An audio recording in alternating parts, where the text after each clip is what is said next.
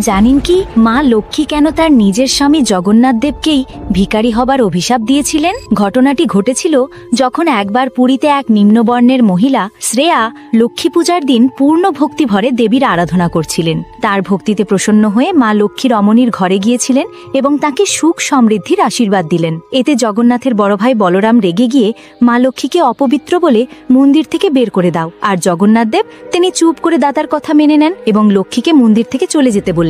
স্বামীর এই নীরবতায় অপমানিত হয়ে মা লক্ষ্মী অভিশাপ দিলেন, বিনা দোষে আমাকে তাড়ানো হলো, যাও আমি চললাম, যতদিন আমি না ফিরবো তোমরা একদানা অন্নও পাবে না। অপমানের প্রতিশোধ নেবার জন্য দেবী আর্জুন বেতালকে আদেশ দিলেন যে যাও এবং শ্রী মন্দির লুট করে নাও। বেতালরা রাতারাতি মন্দিরের সমস্ত অন্ন, বস্ত্র এবং অলংকার লুট করে নিল। যখন ঘুম ভাঙল দুই ভাই অবাক হয়ে গেলেন। মন্দির খালি ছিল এবং তারা ঠান্ডা মাটিতে ছিলেন। ক্ষুধা ও তৃষ্ণায় কাতর হয়ে জগতের নাথকে ভিক্ষা করার জন্য রাস্তায় নামতে হলো। দুই ভাই পথে পথে কাঙালের মতো ঘুরতে লাগলেন। কোথাও কিছু না পেয়ে দুই ভাই এক প্রাসাদের সামনে দাসীদের কাছে ভিক্ষা চাইতে লাগলেন। দাসীরা জানালো যে এটি চণ্ডালুনির ঘর। তখন তারা নিজেরাই রান্না করতে লাগলেন, কিন্তু আগুন জ্বলল না, শুধু ধোঁয়া বেরোলো।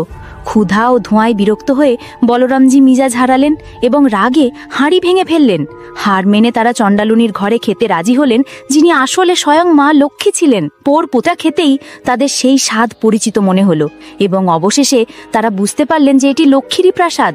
অবশেষে মা লক্ষ্মীর হাতে রান্না করা খাবার খেয়েই তাদের শিক্ষা হলো। জগৎ বুঝল লক্ষ্মী ছাড়া জগৎ অচল, আর ভক্তির কোনো জাত হয় না। জগন্নাথজির অনেক অনুরোধে দেবী লক্ষ্মী খুব কষ্টে মন্দিরে যেতে রাজি হলেন।